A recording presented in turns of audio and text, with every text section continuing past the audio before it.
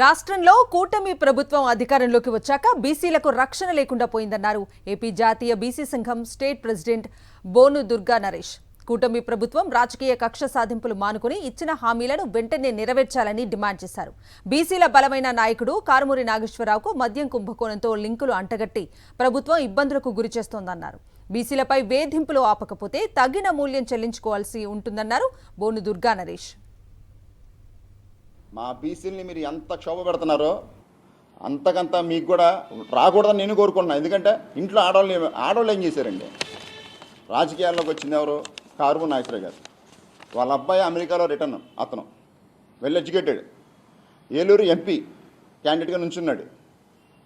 అతని మీద, కారుమూరి నాగేశ్వరరావు గారి మీద, కారుమూరి నాగేశ్వరరావు కోడల మీద నిన్న హైదరాబాద్ వెళ్ళి యాగి చేసే అధికారులు మరి ఏం పట్టుకున్నారు? ఒక వాచ్ పట్టుకున్నారండి. హాస్యాస్పదం కాకపోతే దానికైనా ఖర్చు ఎంత అండి? మీ ఇష్టం వచ్చినట్టు మీ చేతిలో ఉంది కదా అని పిచ్చోడి చేతిలో రాయి దొరికినట్టు వెంటనే ఏదైనా తేడా వచ్చిందంటే వెంటనే సనాతిని వచ్చేస్తాడు. ఇంకా ఆయన వస్తాడు. ఇవన్నీ కాదండి, కారుమూరి నాగేశ్వరరావు గారు ఎటువంటి తప్పు చేయలేదని మేము అమ్మవారి గుడి దగ్గరికి మా జాతీయ బీసీ సంక్షేమ తరఫున కారుమూరి నాగేశ్వరరావు ఫ్యామిలీ మొత్తాన్ని నేను బతునాడు తీసుకొస్తా. ఎవరొచ్చి నిరూపించమనండి.